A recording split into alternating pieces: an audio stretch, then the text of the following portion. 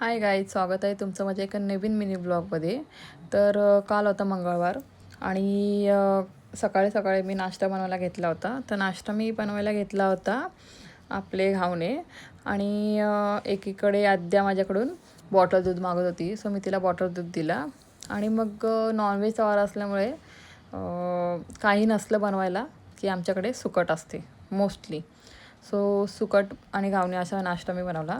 नंतर मी आद्याची अंघोळ केली आणि मम्मीला सांगितलं की तिला बालवाडीत न्या, पण ती बालवाडीत जायला कंटाळा करत होती कारण तिचे दात दुखत होते. नंतर दुपारी मी असेच माझे कपडे धुवायला घेतले होते कारण उद्या जायचं होतं आम्हाला एकविरेला आणि मग तिकडूनच मी घरी जाणार होते आमच्या. सो मी विचार केला की बॅग वगैरे भरून ठेवते आणि कपडे धुलता अलमारीमध्ये एवढे कपडे म्हणजे हे झाले होते ना अस्ताव्यस्त. आणि मग त्याच्यानंतर मी माझे जुने टॉप ट्राय करून बघत होती. तर हा जो टॉप आहे तो मी 11वी किंवा 12वीला असताना घेतला होता आणि तुम्ही बघू शकता अजून तो टॉप मला जसाच्या तसा होतो कारण माझं लग्नानंतर वजन अजिबात वाढलं नाही, तेवढंच कॉन्स्टंट आहे. आणि मग दुसरं टॉप पण मी ट्राय करून बघितले आणि बरोबर मला होत होते सगळे. त्याच्यानंतर आद्याचे जे पार्सल आले होते काल, तर ते कपडे मी ट्राय करून बघत होती आणि इकडे आद्याला पॅन्ट लूज होत होती. सो ती मला बोलत होती की ही पॅन्ट मला नाही होत, ही मला नको पॅन्ट, आणि ती रडत होती.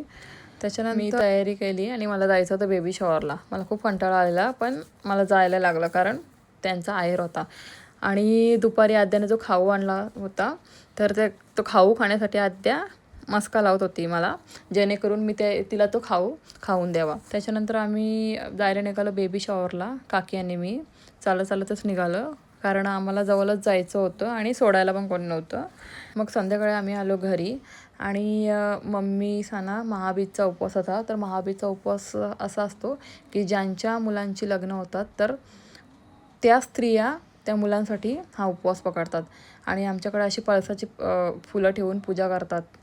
नंतर संध्याकाळी थोड्या वेळाने आम्ही आद्याला घेऊन गेलो डॉक्टरकडे कारण तिचे दात दुखत होते.